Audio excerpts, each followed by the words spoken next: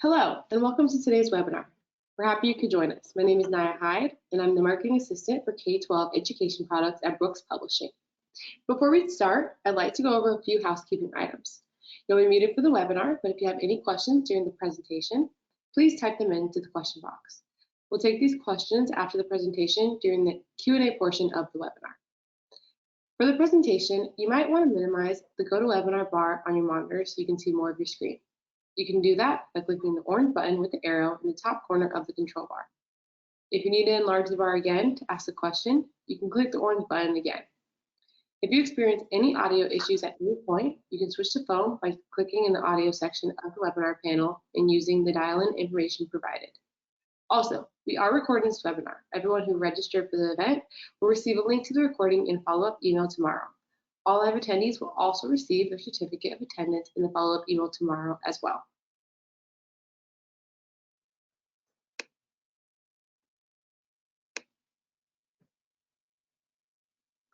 During today's presentation, Jennifer Madavi will reference content from her book, A Teacher's Guide to Progress Monitoring, Track Goals to Refine Instruction for All Students. As new federal mandate requires that schools help every child make progress, it's more important than ever for teachers to collect data regularly, make data-based instructional decisions, and monitor student progress towards goals. This is the practical, teacher-friendly guide you need to harness the power of progress monitoring and uncover what is and isn't working in your classroom. Ideal for educators in K-12 classrooms, but also applicable to preschool and transition programs. This urgently needed guide is your key to using progress monitoring to comply with federal mandates, refine your teaching, and help every learner achieve success. To learn more about the book, you can visit the URL shown on your screen.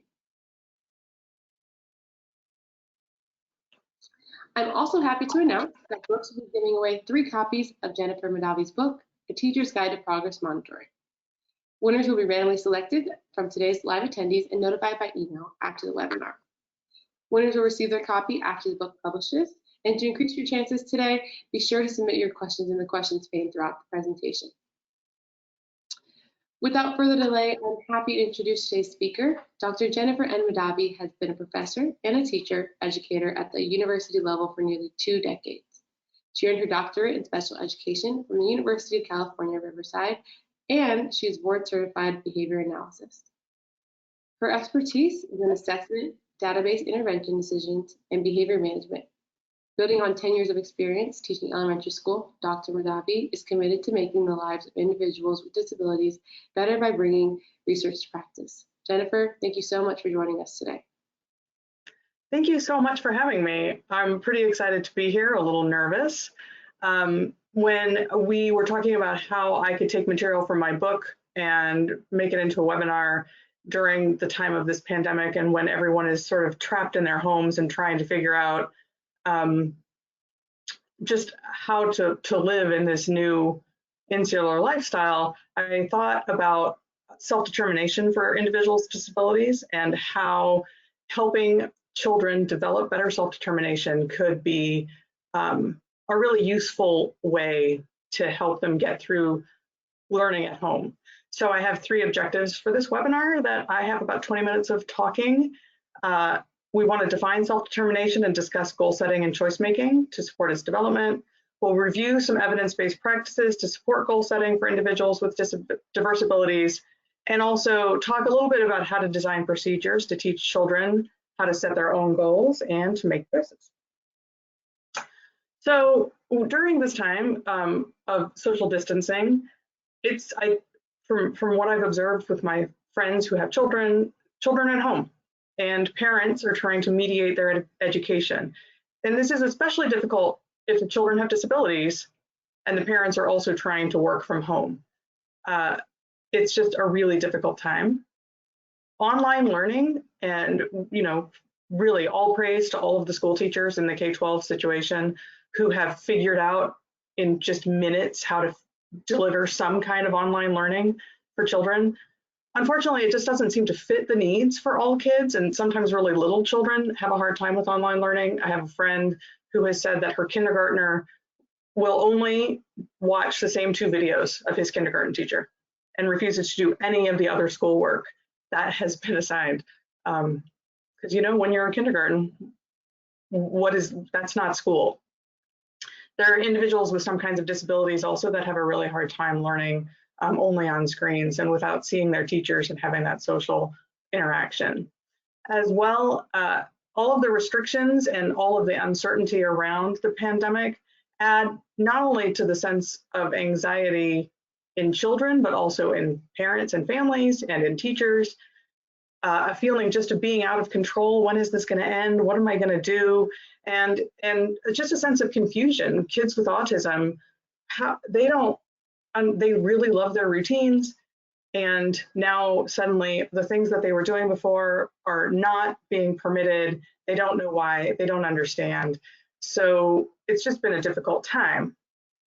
I think that helping children take charge of each day by making some decisions, having some ownership over what they're doing, can help relieve that anxiety and increase productivity. And I think it'll help the children and the adults that are in that house. So what is self-determination and why does it matter? Basically, it's the skills and traits that lead to more independent living. There are a lot of citations on this slide, by the way, and on the next one. And if anyone wants to have the actual full reference so you can read those papers, I can get that out to you. Those skills and traits that lead to more independent living, we sometimes think of them as soft skills. They're the things about executive functioning. How do you organize your day? How do you organize your life?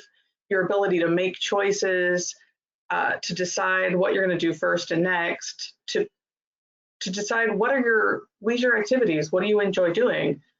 All of those sorts of things are the things that help make us independent.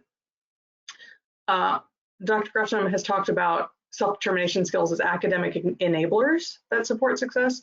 So children who have good self-determination skills are better able to attack the assignments that are given to them. They can write the reports, they can read the books that they're assigned, they can complete their homework, and all of that helps them be more successful.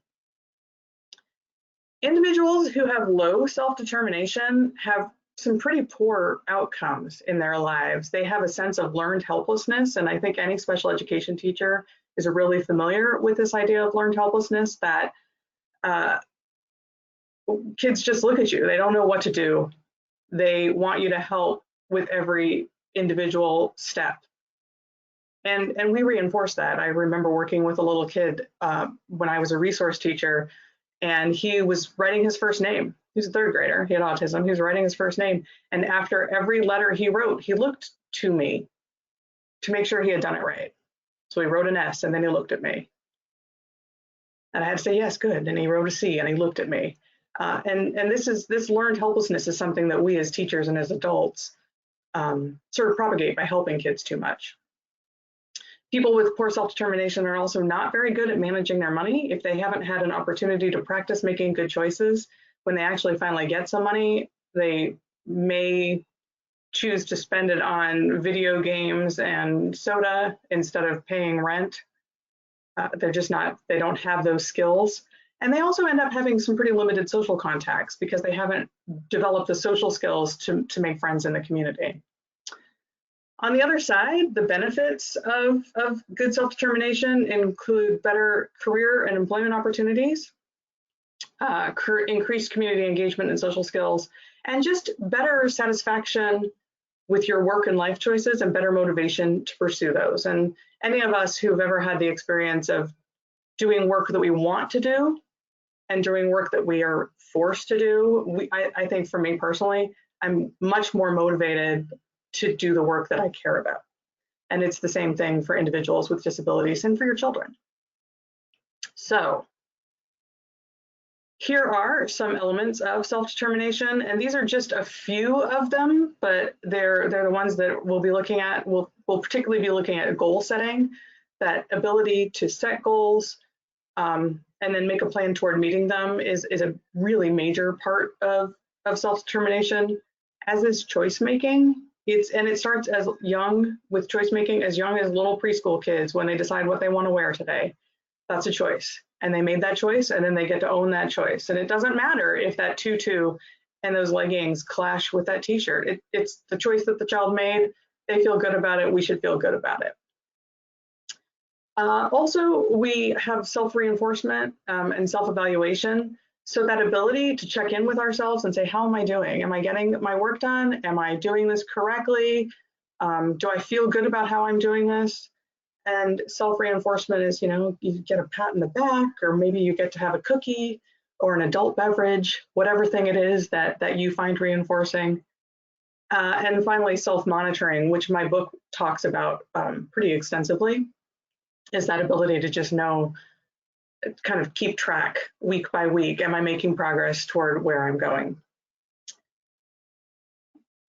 There are many things that are obstacles to children developing self-determination.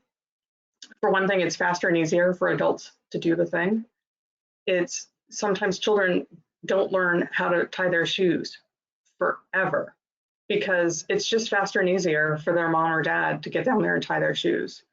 I remember working at Girl Scout camp, and the little girls, I always liked to work with the really little ones, and they would come up to camp and you'd have 25 little girls who didn't know how to tie their shoes because they were 7 and their moms and dads had tied their shoes for them all their lives. Just because it's faster and easier, that's not functional for the child as they're growing up. But we do it because it makes us feel needed. So when we get a little boost emotionally when we are able to help that child. None of us became teachers because we don't like children, I hope. We like kids, we like helping them.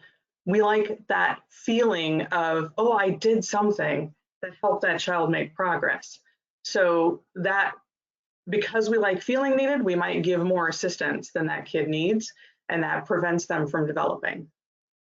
And all of that comes out of kindness and good intentions. We don't mean to retard their growth. We just like helping them. Low expectations is another really big example, particularly for kids with disabilities, that will prevent them from developing self-determination. If you've got a child with cognitive disability who's having a hard time learning to toilet, sometimes the family stops expecting that that's a skill that the child will ever develop. And so because they don't expect them to develop, the adults just continue to help that child toilet or keep them in diapers or do all of the steps of toileting without asking that child or expecting that this is a thing you can do, you're going to do it. Let's work on that. And then because of all of those other things, we get to that bottom where people don't have that opportunity. These children don't have the opportunity to practice the skills of being independent. They don't have that opportunity to get out into the world and just try something. And maybe they're not going to make it. Maybe they're going to fail. But we have to have that opportunity to try so that we can learn and grow. There are a number of studies, and again, if you want to read any of these particular studies, I'll be glad to get you the list, that indicate that we can teach self-determination to children of all ages and ability levels. Even really little children who are in maybe preschool or kindergarten can learn how to make choices, and they can learn how to regulate their feelings and their reactions. A lot of people have used Michelle Garcia Winner's social thinking curriculum also for little kids, and that helps them decide, how are they doing? Are they feeling red and really revved up and just mad, and they're going to start throwing things? Or are they able to say, I'm in that yellow zone, I need to calm myself? We can teach little children how to do that. We can teach them how to solve their own problems. Individuals, even with intellectual disability, in research have been taught how to set appropriate goals. And that's a really hard thing, an appropriate goal, not, I'm going to be an astronaut, I'm going to go into space. That, for most of us, that's not an appropriate goal. It's not a thing that we're going to be able to achieve. So appropriate goal is a key. Individuals with intellectual disability also have been taught to monitor the goals that they've set and how to use progress monitoring of their own behavior change. So identify a behavior they want to change and keep track of how well they've done changing that direction. And students with learning or emotional behavioral disorders have used self-determination and goal setting to improve their reading ability, to improve their vocabulary, to increase on-task behavior, to develop social skills, and just about anything we want them to do, they can do if we assist them and make them partners in how they set those goals. So here's the meat of it. When we want to help kids learn how to make choices, we just have to give them that opportunity to make choices. What do you want to work on first today? I have seen from many of my friends who have children the kinds of online assignments that are being sent home. It's very confusing. And if the parent has more than one child, it just, compounds. It's multiplied. Every child that they have makes it that much more complicated to figure out how to help the child. So combing through all of the stuff that's being sent home and all of the things that can be worked on and helping that child make some choices. What do you want to work on first today? And even that gives them some power over how their life goes and how their day goes. Kids who don't have very good verbal communication you might want to go back to their picture icons or the visual schedules that they've been using in their classrooms, and they can decide which thing goes first on their visual schedule, and they can put the Velcro. Do you want to do the hard thing or the easy thing first? I don't know. All of you, we're adults, we get to decide. Sometimes I like to do the hard thing first to just get it over with, and then I can sail through the day. Or sometimes I like to do the easy thing first, because then I can feel like, yay, I did something. That was really great. Now I can try the hard thing. I'm going to tackle that next. Those choices that the children were encouraging them to make, they can be anything. What do they want for lunch? What do they want to wear? Which chores do they want to do first or next? And we want to give them a field from which to select. You can't give them the whole universe. Lunch in your house, maybe chocolate cake is not an appropriate choice for lunch. So don't make that as an offer. Maybe the choice is between a peanut butter sandwich or a grilled cheese. So help the kids by narrowing that field a little bit when they're beginning to practice. And then respect the choices that the child makes. Allow that child to explore having agency. Allow them to explore, I want to do my math first because I hate math and I just want to get it over with. Allow the child to wear that tutu with those weird leopard leggings and the pink light up boots. It might look funny, but hey, that's a choice. And then reinforce the choices that the child makes. Assist them if they ask you to. If they ask you for help, make sure you provide that help, and then celebrate them. Celebrate the decisions that they've made and the fact that they took some ownership. In terms of goal setting, that can nest pretty nicely in with choices, because you have to make a choice about the goal that you want to work on. So what do you want to work on today? Some of the online classrooms that I've seen for children, the teacher assigns a week's worth of work, and you're supposed to, between Monday and Friday, organize your time so that you can be at that deadline on Friday. That requires some organization, some critical thinking skills about what am I going to work on today and how much do I need to get done today so that I get where I need to be by the end of the week. Again, establish the feasibility of that goal. I frequently use weight loss examples because it's something a lot of us have experience with, where research says that 1 or 2 pounds a week of weight loss is appropriate, and that's feasible. If you set yourself a goal to lose 10 pounds by the end of this week, you're just setting yourself up for heartbreak, because it's probably not going to happen. And then you're just going to be disappointed at the end of it. So by having a feasible goal, something that's attainable, those children will do much better because they can see success, and success breeds success. When you meet one goal, you feel empowered to make the next goal and the next goal. And through that, we can model how we set goals. When I was writing my book, I had a goal to write 1,000 words a day. Just 1,000 words. I know, it's no big deal, right? And I was pretty relentless in pursuing that. And I counted. So that kind of goes into the next part of monitoring the goals. You want to let the child lead how they want to monitor their goals. Some children, especially the younger ones, really love a sticker chart. So every time they meet a benchmark, they get a sticker. There are some graphic organizers that you can use, or even just a checklist. If you have a list, a to-do list could be is a checklist, right? These are the goals of the things I need to get finished today. In terms of then those goals, you want to reinforce the goals that the children have set and discuss their progress. So we might talk to them at the end of the day about whether they met their goal. And if they did not meet their goal, well, what happened?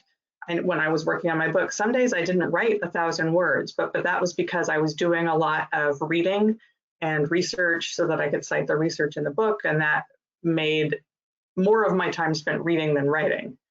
And that was legitimate.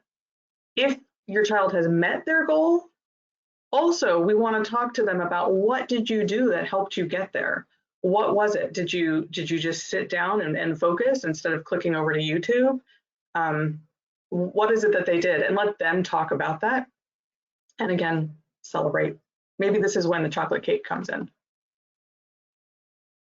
So some additional considerations, and I think I've talked about the first bullet point here. It's just really helping that child understand the full range of possible options.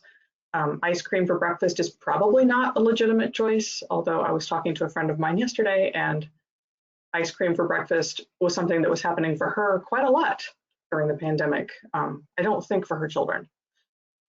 And again, those long lists of school assignments could be quite overwhelming. So helping kids sort of weed through that so they know where they need to start, what they need to do.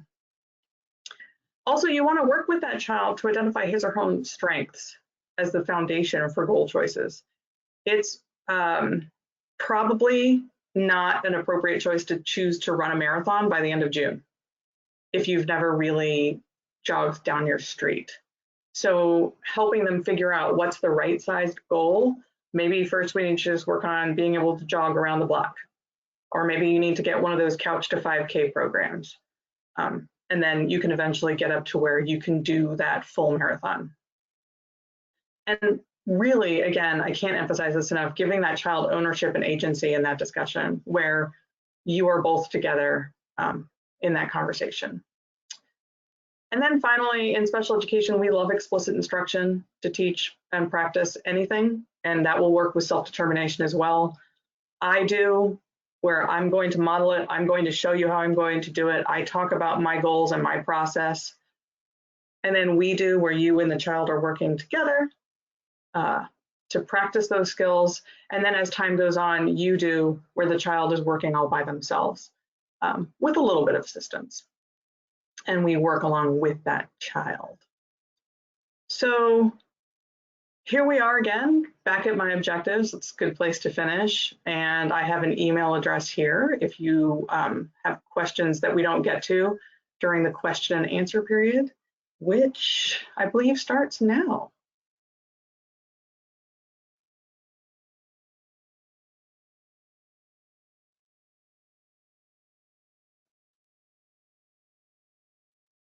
Oh no, I can't hear.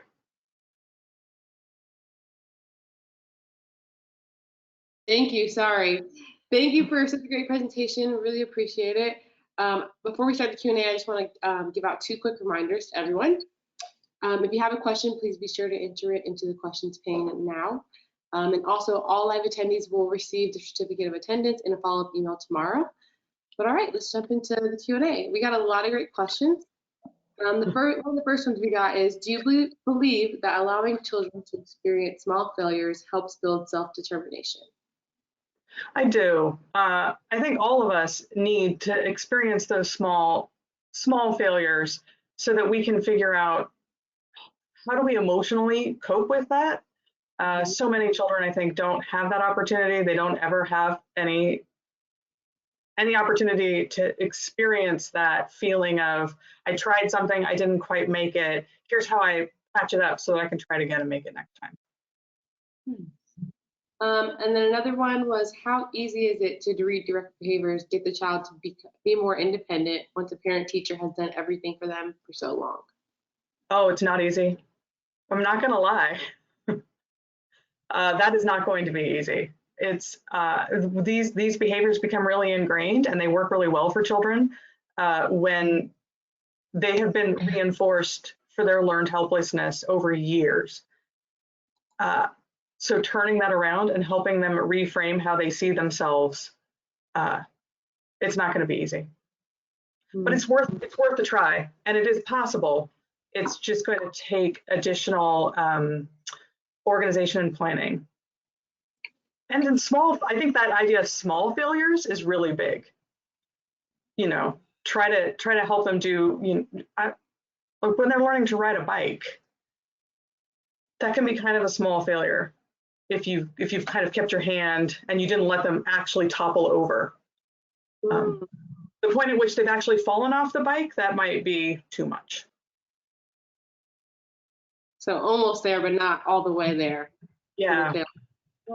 Maybe they fall onto a pillow or something soft. That's kind of what the grown-ups and the scaffolding is about. Really good. Another person asked, with remote learning, how can a teacher help with this if the parent doesn't seem to be willing to be involved? I think I wish I knew the answer to that question. I really do. I think that this whole remote learning thing for children is just fraught with problems.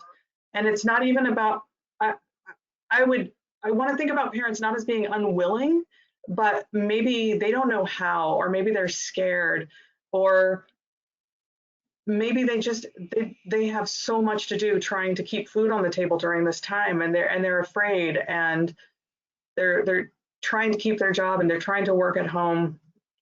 I know it just makes it so much harder, and I'm sorry. If I had an answer to that question, I'd be a bazillionaire. I'm sure. Really sorry. Another question we got, will praise be a good rewarding program, or what will enhance their learning experience in order to meet goals? I think for some of our kids, they have not yet learned how to identify praise as a reinforcer. So you might have to pair, I mean, this is a behavioral technique. You pair your praise with a reinforcer. So you give them the goldfish cracker and you say, hey, you worked really hard. And those two things begin to associate. And then after a while, that you worked really hard is enough. And it's true. We've done this to children. I had it even when I was teaching second and third grade, where they would ask, well, what do I get out of this? Well, thank you. Thank you for cleaning up the classroom. I appreciate it. That's what you get, my praise. So yeah, breaking that habit is hard for all of us. If we've made kids who are really too dependent on tangible reinforcers, that's on us. And then it's on us to fix it. To break that habit. Yeah. And the habits, habits, we have them because they work for us. Right. Another question, do you believe there are better ways to provide support to high need students than a one-on-one model of support? Like one-on-one assistant, you don't know because this is a typed question. Here's my soapbox. I don't believe in one-on-one assistance really, where a kid has a one-on-one paraprofessional working alongside that child every day, because the child becomes too dependent on that adult. And when they grow up and in their life, they're not going to have an adult walking next to them all of the time, making choices with them and for them. And that's why building self-determination is so important. We need children to experience deciding if I'm going to play foursquare or volleyball today. Am I going to sit next to Johnny or do I want to sit over there next to Susan? When a child has a one-on-one assistant, that goes back to that slide I said where the adults just do all the work for the kid. And then if the adult is doing all the work, the child doesn't have that opportunity to practice it. It's not natural. None of us have a little Jiminy Cricket on our shoulder in our lives to tell us what to do in every situation. Everything, yeah. That's funny.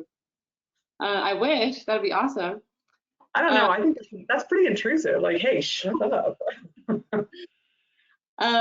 This another question we got is, I'm curious about the development of executive function and SD. Any thoughts? I think that executive function and self-determination are really closely tied together, and I couldn't point to any research about that. But when I think about how proficient adults, and I teach people in a college setting now how to be special education teachers, and we talk about this a lot. All of us who have made it to that point in our lives have worked out inside our own heads what the right way for us to work is. So, do you need a quiet room, or do you need a room with a little bit of soft music in the background? Are you able to work in a coffee shop? Remember when we went to coffee shops? Remember those days when that was a thing? Far away. And all of that is about executive functioning. It's the little administrative assistant in your head that helps you decide which task first, which task next, what kind of timing do I need? And all of that is related to self-determination and to being independent. So I think that you could easily put executive functioning as an element of self-determination. I hope that answered the question. That does. That's a really great response. I think it's 2:30 now, so we'll ask one more question before we wrap it up. How do you help a child make a choice when they flat out refuse to make a decision? Without outward cues? When they flat out refuse, sorry. Oh! Ha! Sorry. Save the hardest one for last, man. I think that we need to get at the root of why are they refusing, and what's happening inside them that they just don't want to choose. When we're practicing choice making at the very beginning, maybe you want to give them one choice that you know they're going to prefer. So for littler kids or kids who have harder times making choices, give them two choices. And either choice is something that they're going to do. You can have your screen time first and then do your math, or you can do your math and then have your screen time. And that's a choice. And those are both things that they were going to get. And so then they have to pick one. But the deal is you picked that one, so now you have to do the other one. But I think that is, give them two things, and one of them is more preferable to them than the other. And that's what I talk about when I talked about like the field of possible choices. What are the options? Going to Disneyland, right now it's closed. That's not a place we're going, and also not an appropriate choice, but maybe taking a walk with the dog to the park is an appropriate choice. So it's giving choices that are actually like attainable and that can actually happen right away. Yeah. And they're not both horrible things. It's not, you can have broccoli or Brussels sprouts. Like, no, I don't want broccoli or Brussels sprouts. Right. If you're going to offer two vegetables, offer green beans or Brussels sprouts. And then the kid gets a vegetable. And they feel like they've made a choice about it. If it's ice cream or Brussels sprouts, I don't know what's going to happen. That's funny. Well, thank you so much. These were great answers to all of these questions. Again, I just want to remind everyone that if you are interested in learning more about Jennifer's book, A Teacher's Guide to Progress Monitoring, you can be sure to visit the URL shown on the screen. And this book will publish later this year and is currently available to pre-order on the Brooks Publishing website.com, brookpublishing.com. I'd also like to share that we're offering a 20% off discount on our products, including Jennifer's book, A Teacher's Guide to Progress Monitoring, through the end of June. Anyone who watches this webinar or the recording can use the code COFFEETALK at checkout to receive the discount. If you're looking for more professional development webinar opportunities, be sure to visit our Coffee Chat series page. If you missed a live coffee chat with one of our esteemed authors, you can access the recording on this page as well. And for additional support, visit the link shown on your screen. This is our COVID-19 resources page, and on this page you can find a collection of recommended reading, downloadable resources, professional development webinars from Brooks and leading organizations. And again, I just want to thank everyone who attended. We really appreciate you guys all spending your time with us. And Jennifer, you did great. Thanks so much for joining us. Thank you, and thank you everyone for coming. Yeah, have a great afternoon, everyone.